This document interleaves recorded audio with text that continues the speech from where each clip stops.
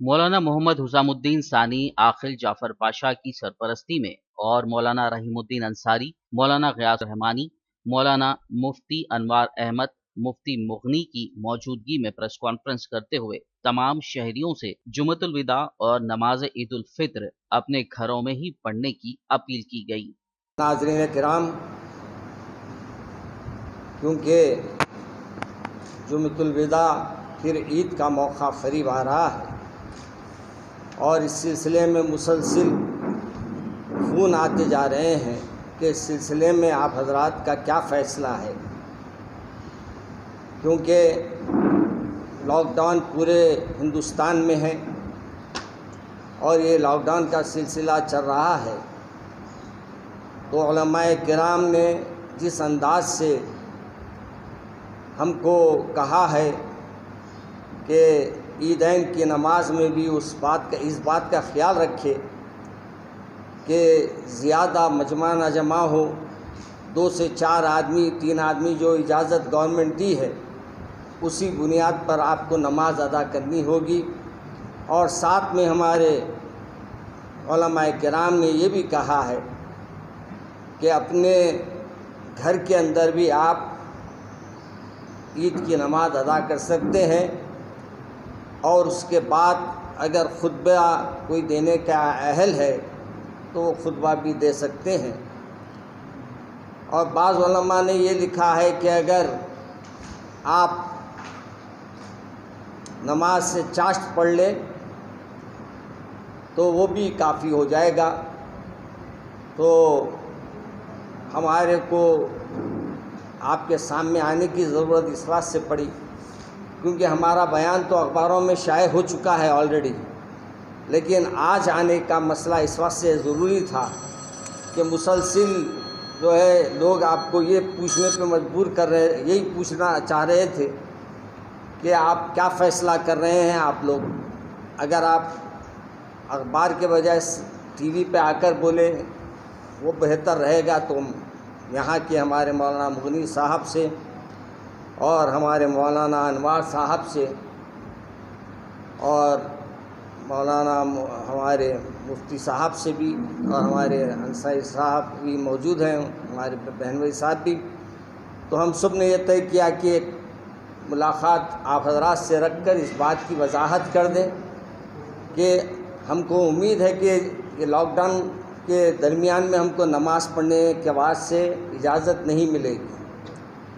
البتہ اتنا ضرور ہے کہ کوئی بھی ایسی حماقت نہ کرے کہ جس سے آپ لوگوں پہ کیسز بک ہو۔ اور آج مسلمانوں کو میڈیا بدنام کرنے پہ لگا ہوا ہے۔ ابھی دیکھیے آپ تصویر کہیں کی بھی نہیں ہے، کب کی تصویر نکال کر اس کو آج کے حصے میں جوڑ دیا گیا اور میڈیا پہ چلا دیا گیا کہ مسلمان بھینڈی بازار میں نظر آ رہے ہیں۔ تو یہ حکومت جو ہے یعنی بعض ٹی وی چینلز ایسے ہیں جو مسلمانوں کو بدنام کرنے کی ہمیشہ کوئی نہ کوئی سازش کرتے رہتے ہیں۔ اس لیے آپ حضرات کے ساتھ مل کر یہ بات ان تک پہنچانا ہے جو ہمارے چینلوں کو دیکھنے والے ہیں کہ ہم اس لاک ڈاؤن کا ہمارے کو اس بات سے بھی خیال رکھنا ہے کیونکہ یہ بیماری کے بارے میں ابھی تک کوئی اس کا متبادل کوئی علاج نہیں نکلا۔ اگر کوئی علاج نکلتا یا کوئی ٹیکے ہوتے یا کوئی اور چیز ہوتی تو پھر اس سلسلے میں ہم آپ سے کہہ سکتے تھے کہ بھائی یہ بیماری کا علاج ہے۔ اب لا علاج بیماری ہے، اللہ سے دعا کر رہے ہیں ہر روز کہ ہمارے یہ بیماری کو دفع فرما دے۔ انشاءاللہ اللہ تبارک و تعالی رمضان میں ان روزہ داروں کی دعاؤں کی برکت سے اس بیماری کو ٹال دے گا انشاءاللہ۔ مگر یہ بھی ہے کہ ہم کو احتیاط کرنے کا بھی حکم ہے، ہم احتیاط بھی کریں۔ مگر افسوس یہ بھی ہو رہا میرے کو کہ لاک ڈاؤن کے اندر بھی ماشاءاللہ لوگ شاپنگوں میں پیچھے نہیں ہٹ رہے ہیں اور مجھے یہ احساس ہو رہا ہے کہ بہت سے ابھی لوگ ایسے ہیں جن تک اناج پہنچنا ہے، بہت سے ایسے لوگ ہیں جن کے پاس ابھی بھی کھانے کو کھانا نہیں ہے، مگر ہم ان کا خیال نہیں رکھ کے اپنے کپڑوں پہ اب ترجیح دے رہے ہیں اور یہ کوشش کر رہے ہیں کہ ہم کپڑے پہنیں گے۔ کپڑے کس خوشی میں پہنیں گے؟ کیا ہم سے اللہ کے تبارک و تعالیٰ کا جو احکامات رمضان کے تھے کیا ہم نے پورا اس کا حق ادا کر لیا؟ کیا ہم نے اس کا حق پورے طریقے سے ادا کرا؟ پہلے یہ غور کر لیجئے۔ ہاں، اگر آپ حق ادا کر لیے ہیں تو آپ کو عید منانے کا حق ہے۔ اگر آپ ابھی بھی کئی نوجوان ہمارے روزے چھوڑے ہوئے ہیں، کئی لوگ روزے چھوڑ کے اپنے تفریح کر رہے ہیں، تو ایسے لوگوں کو عید کے کپڑوں کی بڑی جلدی ہے۔ میں ہمارے وہ تمام لوگوں سے جو عید کی شاپنگ کر رہے ہیں کریے، میں نہیں انکار کر رہا ہوں میں، مگر اپنے کو بیمار ڈال کے شاپنگ کرنا کیا ضروری ہے؟ اپنے کو مصیبت میں ڈال کے، بیماری کے اندر ڈال کے شاپنگوں پہ جا کر وقت کو برباد کرنا، اور جو موقع اللہ نے لاک ڈاؤن میں ہم کو دیا ہے، کثرت سے قرآن پاک پڑھیے، زیادہ سے زیادہ اللہ کے سامنے سجدریز ہوئیے اور اللہ کو منانے کی کوشش کیجیے۔ شاید یہی عمل ہمارے اللہ تبارک و تعالیٰ پسند فرما لے اور اس کی وجہ سے ہماری بیماریوں کو دور فرما دے۔ تو اس سلسلے میں آپ کو یہ زحمت دی گئی تھی، یہ دونوں باتیں آپ کے سامنے میں نے عرض کر دی ہے۔ بہرحال ہم کو لاک ڈاؤن کی اہمیت کو بھی سامنے رکھنا ہے، اور اس سے سب سے بڑی بات یہ ہے کہ کسی کا جانی نقصان نہ ہو۔ اپنی وجہ سے کسی اور کو تکلیف میں ڈال رہے ہیں آپ، تو یہ بھی غلط ہے۔ اب کس کو بیماری رہیں گی اپنے صف میں اپن بول نہیں سکتے، وائرس کس پہ ہم کو بولنے کے لیے کوئی ہمارے پاس میٹر نہیں ہے۔ بس اللہ نے کا رسول اکرم صلی اللہ علیہ وسلم نے بھی فرمایا احتیاط کرو، اور اللہ کا حکم بھی ہے احتیاط کرنے کا۔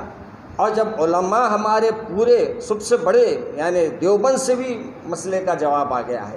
پھر جامعہ نظامیہ کے مفتی صاحب نے بھی اس کا جواب دے دیا ہے، اور دیگر علماء کرام نے بھی اس سلسلے میں کھل کر اپنے خیالات کا اظہار کیا ہے۔ اس لیے میں آپ تمام سے دو گزارشات کے لیے آپ سے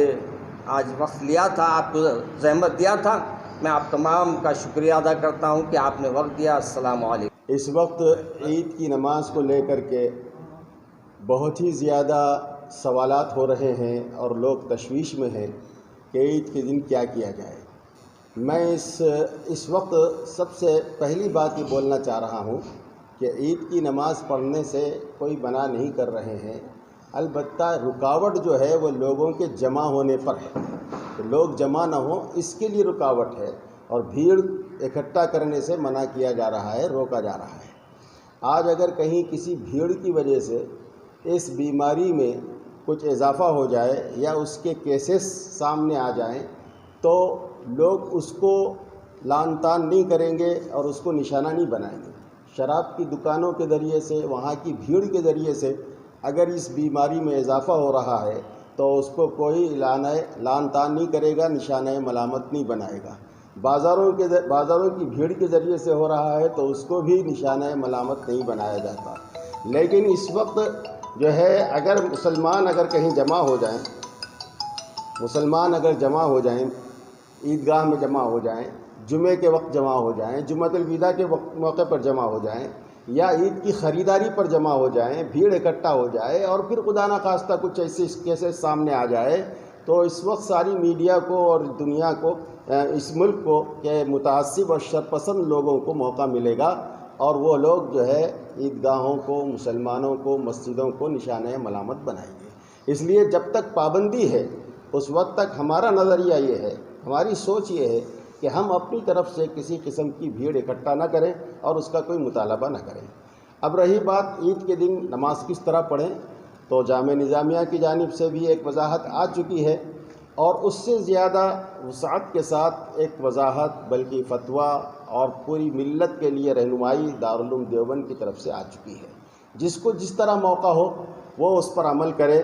اس میں کسی قسم کی کوئی تشویش کی بات نہیں ہے، تشویش اور اختلاف کی کوئی ضرورت نہیں ہے۔ دارالعلوم نے صاف لکھا ہے کہ جمعے کے جو شرائط ہیں ان شرائط کے ساتھ اگر کسی کے گھر میں یا بیٹھک میں یا کہیں بھی کوئی جمعہ ادا کیا جا رہا ہے تو جمعہ ادا ہو جائے گا، اور عید کے لیے بھی وہی شرائط ہیں، لہذا ان شرائط کی اور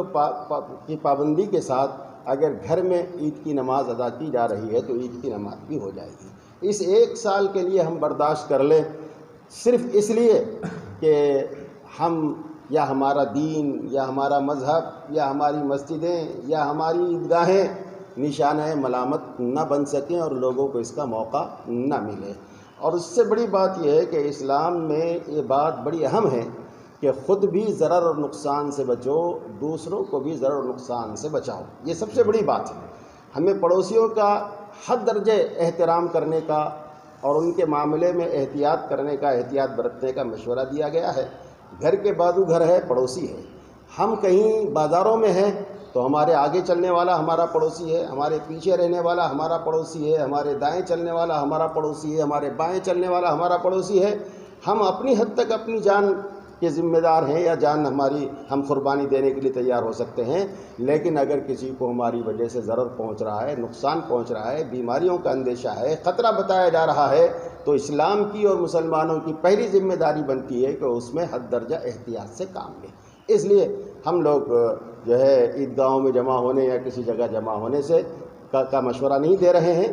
رہی بات جمعہ، وہ بھی مسجدوں میں ہو رہا ہے، گھروں میں بھی ہو رہا ہے. اگر قیود اور شرائط اور پابندیوں کے ساتھ ہو رہا ہے تو جمعہ جائز ہے ان کا، اور اگر وہ ان شرائط کی رعایت نہیں کر پا رہے ہیں تو وہ ان کی ذمہ داری ہے. ان کا کام ہے کہ قریبی علماء سے معلوم کریں کہ جمعہ جائز کن شرائط اور کن پابندیوں سے جمعہ جائز ہو سکتا ہے. عید کی نماز میں بھی وہی مسائل ہیں، اس لیے اپنے قریبی علماء سے ربط پیدا کریں.